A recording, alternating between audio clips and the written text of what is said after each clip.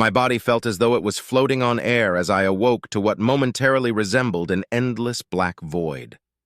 Closing my eyes and shaking my head, I looked again at the area around me. I was sitting at the cockpit of my old vessel, the UNS Destiny. For a moment, I contemplated whether or not I'd been dreaming. If so, how long? Were the Kafel all some delusion of my own making? Had long-term cryostasis induced within me some hitherto unheard-of psychosis? These thoughts and more swam about within my lightheaded brain as I looked down at the ship controls. That's not right. Front and center on the dashboard, where before had been the ship computer's keys and smaller screens to indicate conditions, I saw only a single, large red button. The sound of heavy footsteps echoing down the hall quickly drew my attention away as I swiveled the pilot's chair around to face its source. "Hello, Andrew." Zamira smiled, greeting me with an awkward wave. Fury flooded my veins as I stood and cautiously approached her, balling my fists in preparation to swing, for all the good that would do. "I hope you like this environment. It's designed after the inside of your old ship." "Where are we? What the fuck do you want?" I spat, second-guessing my own approach and resolving instead to keep my distance. The Prime Steward didn't appear to be armed, but nevertheless I didn't want to risk it. Inscrutable mirth flickered in Zamira's eyes as she regarded my tense posture with a smile. "We're on the unyielding embrace, of course. I'm sorry you had to be kept under for a few days. You left me quite the mess to clean up back there." "I wish I could say I wasn't expecting you to trick me, but we both know that'd be a lie," I spat, hardly able to contain my compounding rage from spilling over. I had been a fool not to use the shock baton when I had the chance. My hesitation very well could soon cost humanity everything unless I found some way to rectify my mistake. "It wasn't a trick," alleged the Prime Steward, her expression of smug superiority not wavering for a moment. "If by the end of this little game you still wish to radicalize humanity against us, then I will bring you right back where you were and you can finish sending your little message. Deal?" Warning bells sounded off in my head upon the Irrigun's mention of a game. Whatever it was Zamira had laid out for me, I heavily doubted it was going to be a fun affair. "What do you want me to do?" I asked. There were few things I hated more than the feeling of utter powerlessness. But ever since the Irrigun became part of this equation, that feeling was about the only variable which remained constant. "It's simple, actually," Zamira chimed, striding past me and gesturing toward the computer screen showing a planet I did not recognize. "Down below us is a planet inhabited by 3 different sapient species, each residing on their own continent. Their cultures and levels of advancement are varied, but as you will see, suffering reigns supreme here. Under most circumstances, I would have sorts of questions regarding this setup. When did the Irrigun find such a planet? How could 3 sapient species arise at roughly the same time? Why weren't they already being integrated? However, there was an almost dreamlike quality to my situation, the sort of attribute that makes the absurd seem all but mundane. Curiously, I approached the screen and sat down once more at my pilot's chair. Immediately, through no prompting of my own, the screen zoomed in on the eastern continent. Dozens of tribal-era villages lay desolate and empty. There were no signs of destruction. Nothing looked to have been burned or looted. In some disturbing fashion, it reminded me of the Umaran ruins. "You didn't—" I gasped, my mind sprinting away with the connection immediately upon drawing it. "You're right," Zamira chimed, regarding me with a knowing look as though she could read my very thoughts. "We didn't. The plague afflicting these people is merely an unfortunate natural occurrence." Again, the screen zoomed in, this time to the inside of what looked to be a small hut. Packed into this crowded space were about 20 aliens closely resembling SciFi greys. Most of these individuals, many of them children, writhed about on the floor in agony as a young shaman tended desperately to them, his breathing ragged with dread. "Can't we do something?" I asked, my eyes beginning to tear up as it watched one of the children cough up a hork of blood, visibly slipping away from the land of the living. Zamira's smile did not waver in response to my question. Instead, she pointed down at the red button before me. "The illness afflicting them is a simple bacterial disease. We could cure it easily. If you press that button, we intervene on their behalf. And if I don't?" "Then they die," stated the Prime Steward bluntly, reaching down to run her fingers gently across the red button's surface. Personally, I would rather we save them, but in the end it's your choice, Andrew. What do you think? What was I supposed to do? I couldn't just sit here and watch innocents die. Near reflexively and against my own better judgment, I reached down and quickly, as though ripping off a Band-Aid, pressed the button. The intervening hours seemed to pass like seconds as Zemera and I watched an Irigan lander arrive on scene. The shaman immediately bowed down upon the arrival of Imperial doctors, babbling nigh incoherently about these spirits and their blessings. Mere hours after their treatment, even the formerly dying child now looked healthy. Following the rescue of these suffering aliens, the Irigan stayed behind and began analyzing the local plants, relaying their knowledge of their true properties to the shaman, who documented them meticulously. The formerly ailing tribal elders offered them gifts of precious stone, but the doctor declined. Before I could see the final outcome of this intervention, however, the screen zoomed out and refocused upon the northmost continent, wherein a primitive train chugged along through the night. Zooming in somehow through the roof of this vehicle, the screen revealed inside of the cars a horrid scene. Chained to the walls on either side of this car were dozens of aliens, totaling perhaps to over 100. Something about their appearance reminded me loosely of sheep. Ragged, mud-caked wool clung to their emaciated bodies, and a few individuals didn't appear to be breathing.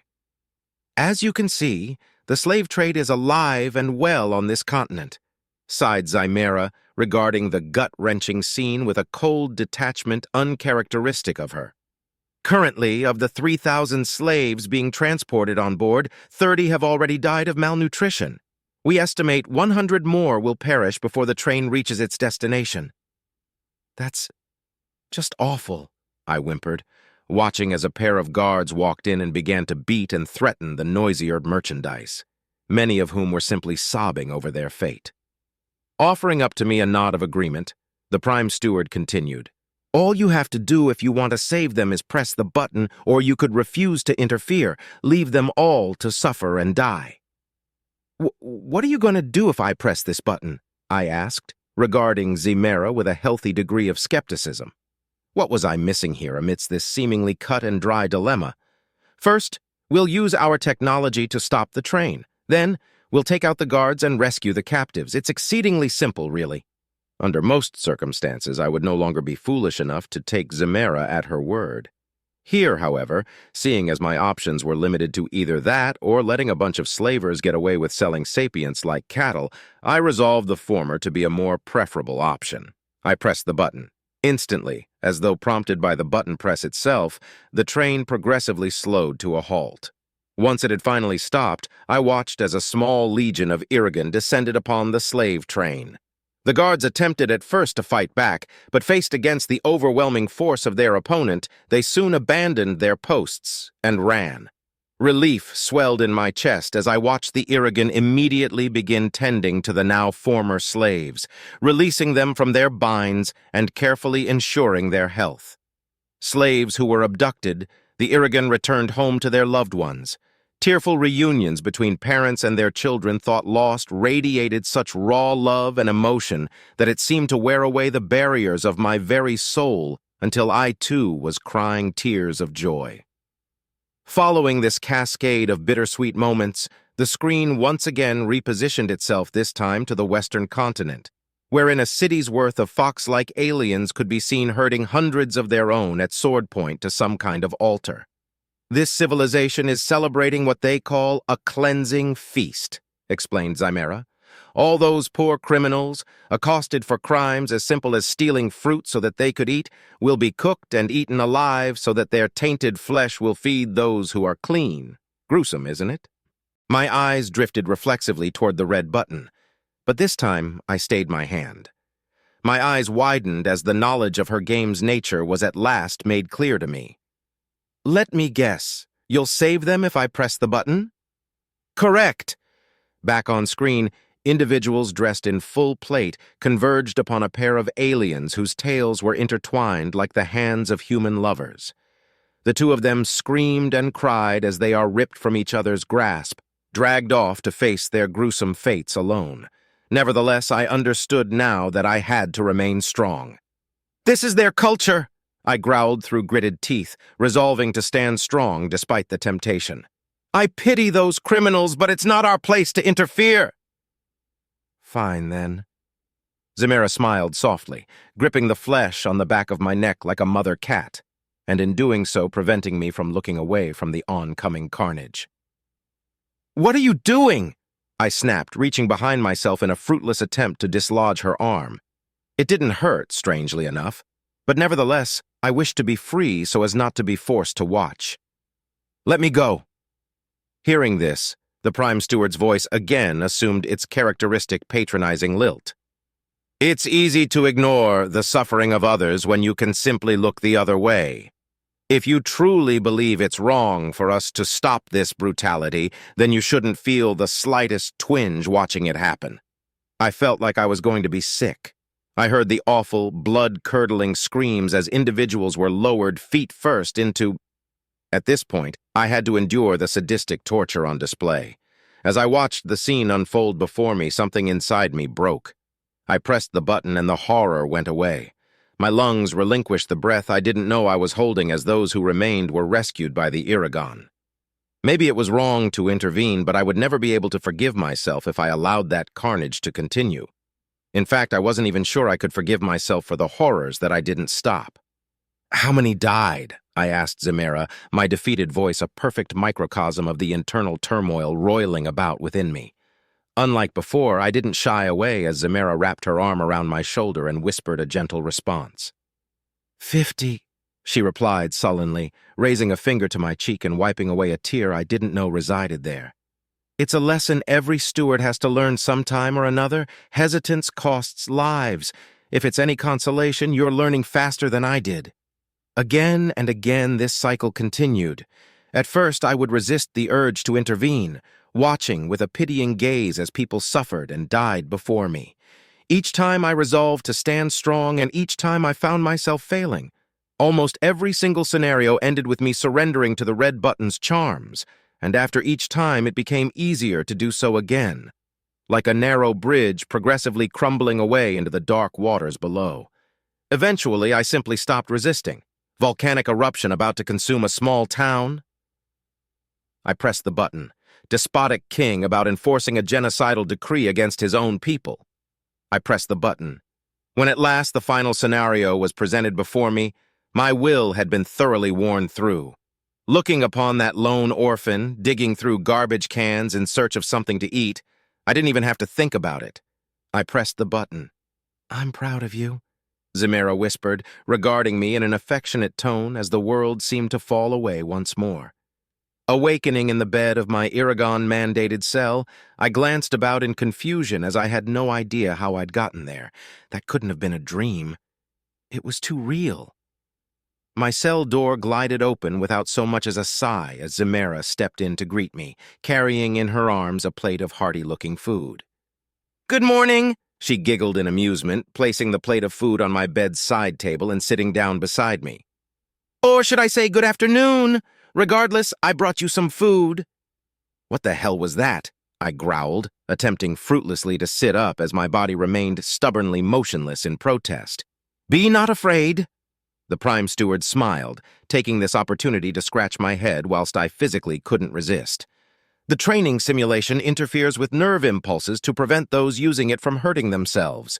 Your body will be back to normal in an hour or two." So that was all a simulation? None of it really happened? Relief flooded my mind upon the notion that those horrid choices hadn't gotten anyone killed. "That's right," affirmed Zemira, producing some kind of hologram pad and pulling up a page full of statistics. "Specifically, what you just took was a modified version of the stewardship test. Normally, the objective is figuring out how to intervene, but for you, I simplified things a bit." On screen, the Prime Steward highlighted a handful of figures before holding the screen closer to me so that I could see. Intervention success rate, 98%. Average intervention speed, 184 seconds. Total death count, 203. Overall grade, 94%. Poisonous pride glinted in Zemira's eyes as she carefully scouted out my reaction to these numbers. "This is a good thing, Andrew," she assured me, flipping the pad back around and continuing to navigate the test results. See how much better things are when you furl your wings and actually help people? You manipulated me, I barked, willing my hands to clench into fists with which to swing at her. Only in the movies, however, can one overcome their biology through sheer force of will alone. I thought I'd killed those people. I'm so sorry, she murmured softly, visibly fighting the urge to embrace me. I had to make you think it was real, or you wouldn't take it seriously. I wanted you to understand why we do what we do. So what? You think I'm going to join you in subjugating my own species because you showed me a fucking movie? You can't just make up scenarios to justify cultural genocide. Hearing this, the Prime Steward shook her head, seemingly in disappointment. Those situations weren't made up, she claimed, regarding my ensuing skepticism with a deep sigh. Each and every one of those scenarios was something we encountered on some planet or another. The simulation merely compiled them onto one fictional landscape. Making note of my clear dejection, Zymera continued. Don't feel bad, Andrew. You actually did amazing. I showed these results to the Council, and they're willing to do for humanity what we've never done before. And that is? If I'm to be entirely honest, part of me was expecting her to respond with planet-killing laser. What she actually said, however, was almost worse. They said that if you can prove humanity's potential by helping us integrate the Kafel, then they'll be willing to hear the case for human independence. Again, I felt sick.